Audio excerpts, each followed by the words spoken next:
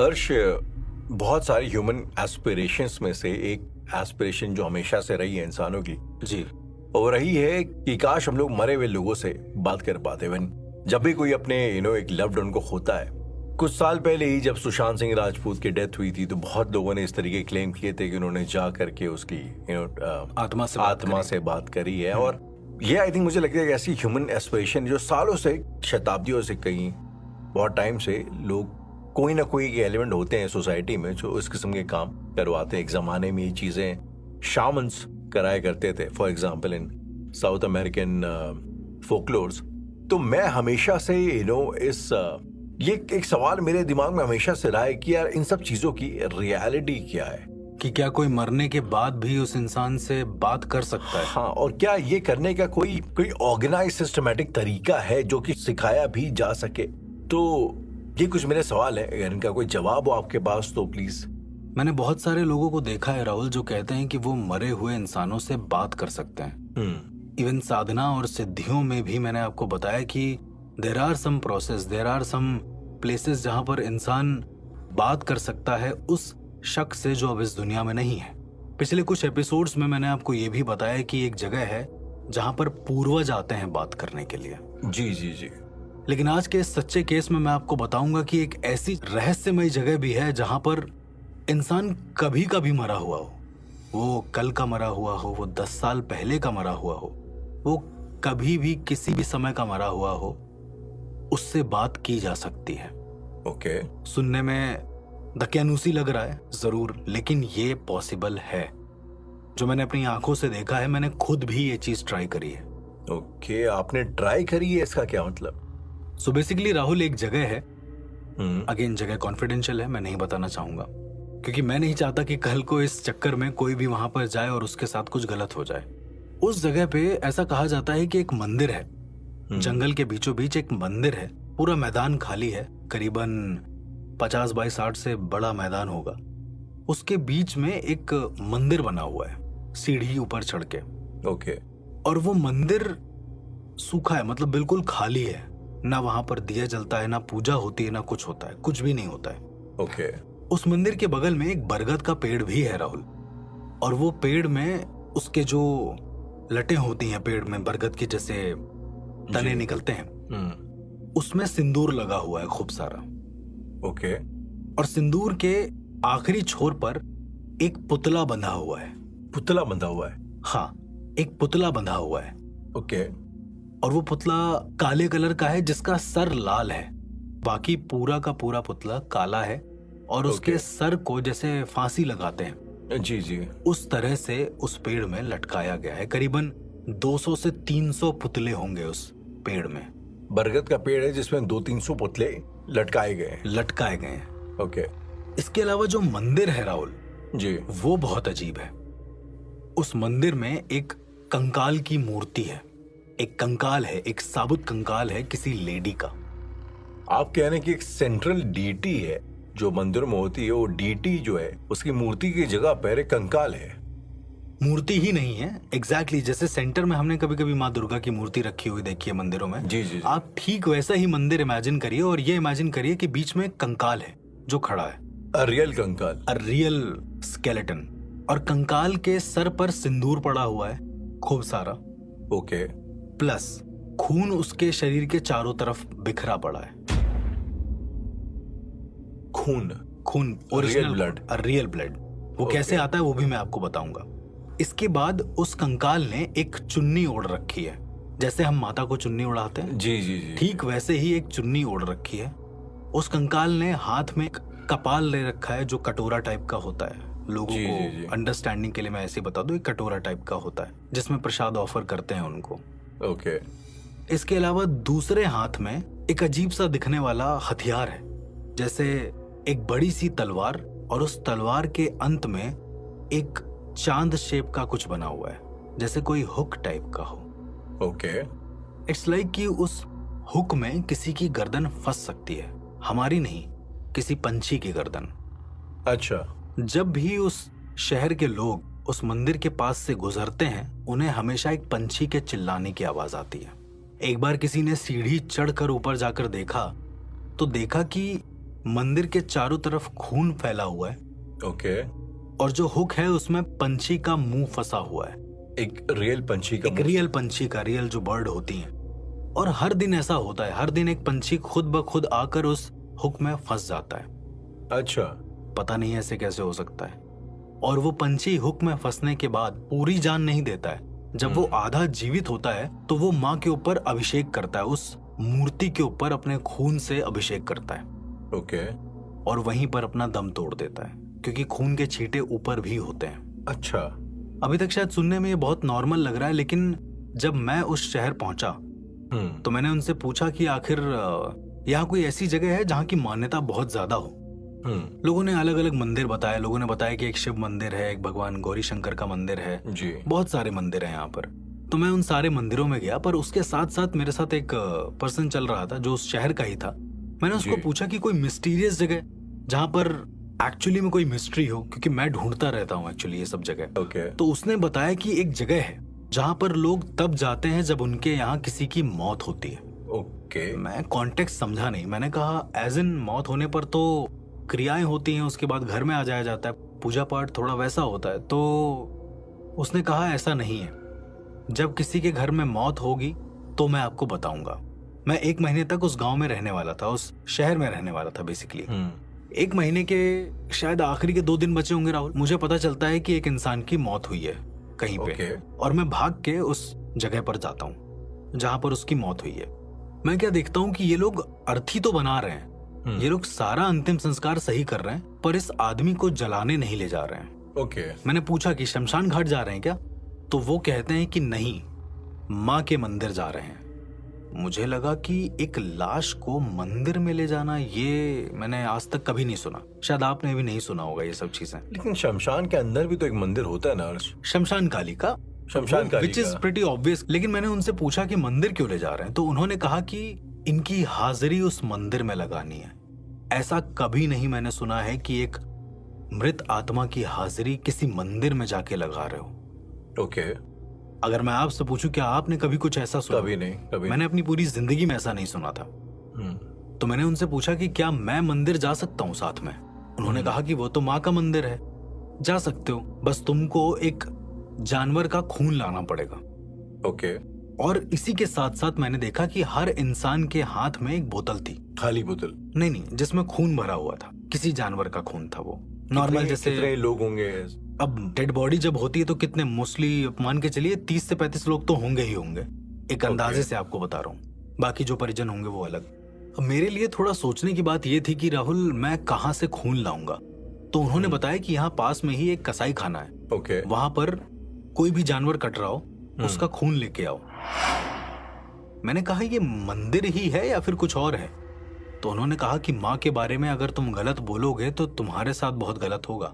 मतलब वो लोग बहुत ज्यादा खिलाफ थे इन सब चीजों के। उनके कहने पर मैं चला गया उस कसाई खाने में, और मुझे याद है मैं वहां से 105 रुपए का एक बोतल लेकर आया जिसमें मुर्गे का खून था बेसिकली। ओके। जो मुर्गा कट रहा था उसी का खून जो है इकट्ठा कर रहे थे वो लोग, और वो लोग प्रसाद के रूप में दे रहे थे कि ये ले जाओ माँ के मंदिर के लिए, माँ के मंदिर के लिए, वो लोग ऐसे बोल रहे थे। खैर यहाँ तक भी ठीक था, क्योंकि मुझे लगा कि शायद कोई तांत्रिक होगा वहां पर। राइट। बट राहुल जब मैं वहां पहुंचा हूँ, डेड बॉडी को उस सीढ़ियों के सामने रखा गया है, वहां पर कोई भी पुजारी मुझे दिखा नहीं। सब नॉर्मल था, सब कुछ नॉर्मल था वहां पर। ओके। बस ऊपर सीढ़ियों के ऊपर जाकर एक मंदिर दिख रहा था और उसके बगल में एक पेड़, जो पेड़ जैसा लग नहीं रहा था मुझे। मैंने जरा अपनी आंखों को ठीक करके देखा तो मुझे दिखा कि उस पेड़ पर बहुत सारे पुतले टंगे हुए हैं। ओके। मैंने पास ही खड़े एक इंसान से पूछा कि आखिर ये क्या है। मैंने अपनी फिंगर पॉइंट करते हुए उससे पूछा, तो उसने मुझे चिल्ला दिया कि उस पेड़ के बारे में कुछ मत कहना जब तक इनसे बात ना हो जाए। मैंने कहा आप लोग किससे बात करने जा रहे हैं? उन्होंने कहा कि हम नहीं बता सकते।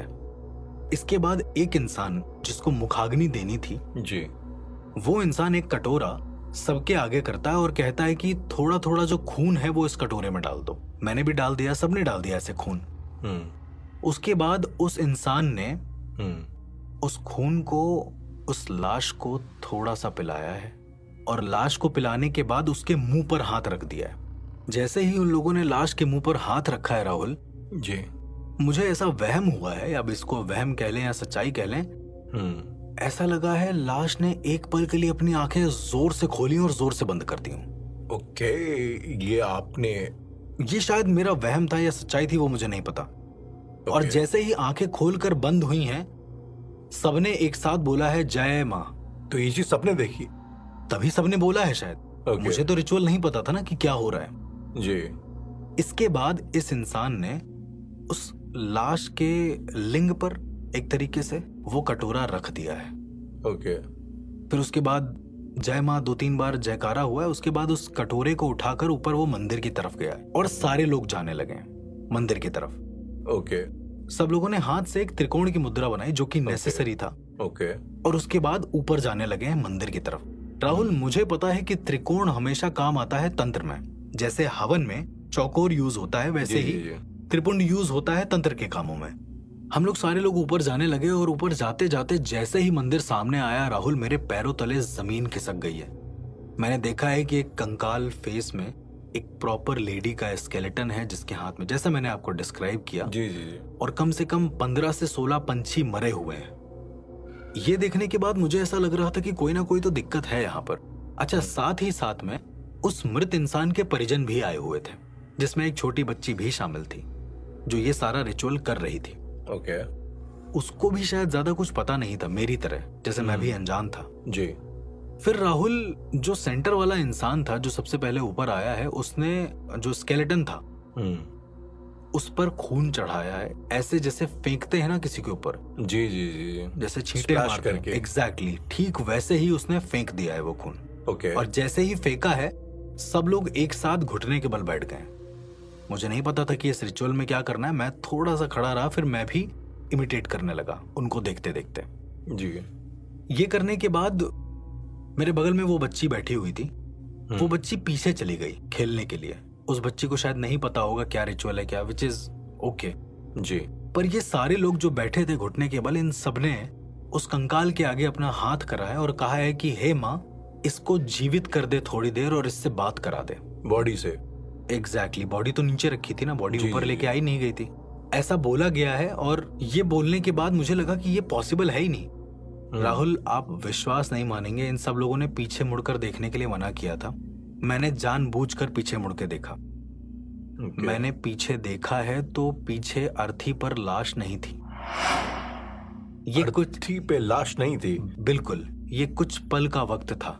और जैसे ही मैं आगे मुड़ता हूँ जी, वैसे ही मैं क्या देखता हूँ कि सारे लोग मेरी तरफ देख रहे हैं। मैंने उनको पूछा कि क्या हुआ, तो उन्होंने कहा कि तुम्हें पीछे नहीं मुड़ना चाहिए। तो मैं नहीं मुड़ा, फिर मैं सामने ही देखने लगा। इसके बाद वो जो आदमी था जो माँ को खून डाल रहा था, उसने अपना पैर का एक अंगूठा उनकी तलवार में फंसाया है। अंगूठा मतलब दान किया है। और ये करते ही इनके परिजन में से इनके जो वाइफ थी वो सीधा उस पेड़ के पास चली गई हैं, जो साइड में पेड़ था। मैंने बताया था मंदिर के साइड में एक पेड़ है, वहां चली गई हैं। और वहां जाने के बाद एक पुतले का पैर पकड़ लिया है, पुतले का अंगूठा पकड़ लिया है, और बोल रही हैं कि संजय तुम आए क्यों नहीं, तुमको आना था, फिर तुम्हारा एक्सीडेंट हो गया, तुम मर गए।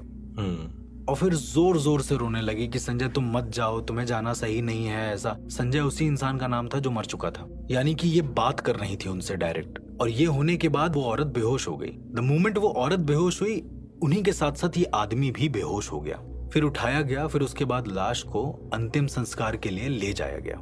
मैंने शहर वालों से पूछा कि आखिरकार ये है क्या जो हो रहा है। उन्होंने बताया कि ये बेताली माता का मंदिर है। वैसे बेताली माता का मंदिर कुछ और होता है, पर ये नाम उन्होंने दिया क्यों था वो मुझे आज तक नहीं समझ में आया। बेताली माँ तो बहुत अच्छी होती हैं, वो एक्चुअली पूजी जाती हैं एक जगह, पर ये उन्होंने ऐसे ही बोला कि ये बेताली माँ हम इनको मानते हैं। हमने कहा कि ठीक है, मानते हैं तो अच्छी बात है, पर क्या कहानी क्या है जी। तो उन्होंने कहा कि माँ का स्वयं इंसानी रूप है ये, ऐसा उनका मानना है। पर मैं नहीं मान रहा था इस बात को, क्योंकि मुझे सच्चाई लग नहीं रही थी। सच्चाई कुछ और ही थी राहुल, क्योंकि इस तरह का प्रोसीजर सिर्फ तांत्रिक प्रोसीजर ही होता है। उन्होंने बताया कि एक बाबा थे, वो ऐसा रिचुअल बताकर गए थे, और उन्हीं की मदद से हर इंसान जो मर गया है उस इंसान से बात कर सकता है, अपने मृतक परिजनों से बात कर सकता है। और तब से ये रिचुअल चला आ रहा है कि अगर किसी को कोई आखिरी बात कहनी होती है तो इस तरह से कही जाती है। मैंने कहा वो पुतले ऐसे क्यों बांध कर रखे गए हैं? खैर 2 दिन और बीते, फिर मेरे जाने का समय हुआ तो मैंने देखा कि वो जो बच्ची थी जो पीछे खेल रही थी, उसके हाथ में वही पुतला है, वो लेकर बैठी हुई है और मुझसे पूछ रही है कि ये क्या है।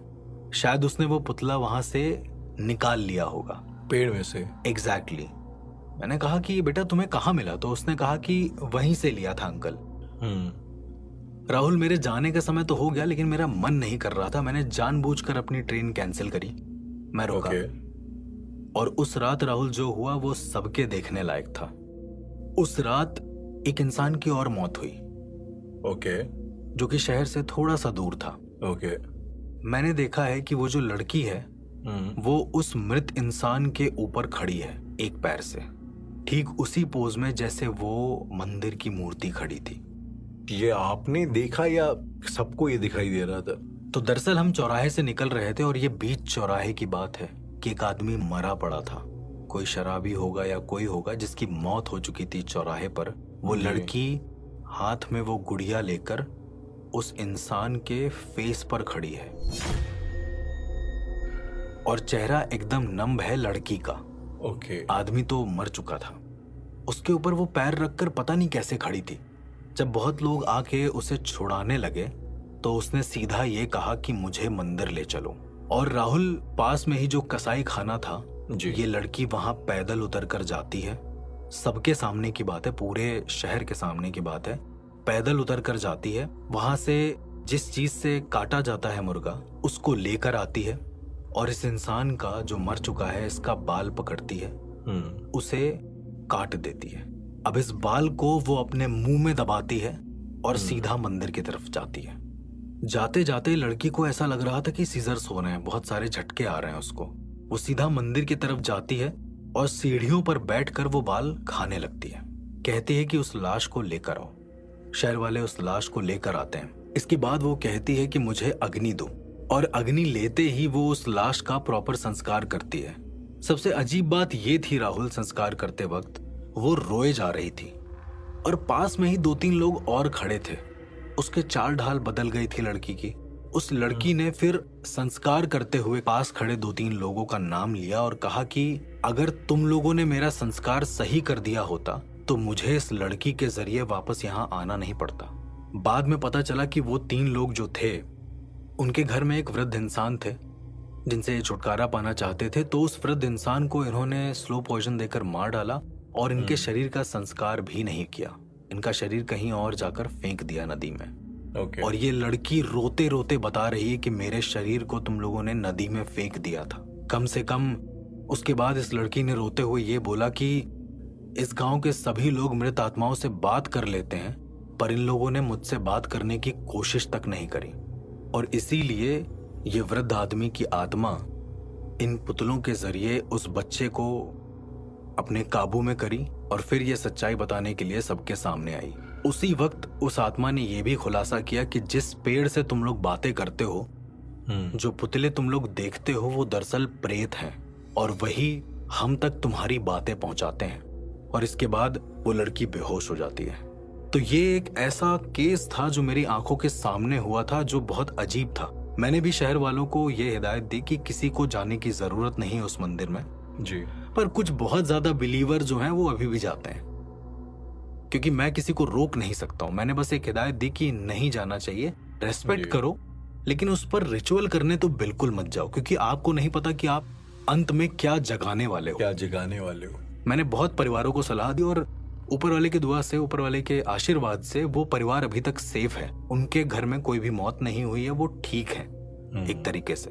पर कुछ लोग अभी भी वहां जाते हैं और ऐसा कहा जाता है जो लोग वहां जाते हैं वो अब तांत्रिक क्रियाओं में ज्यादा इन्वॉल्व रहने लगे हैं। राइट।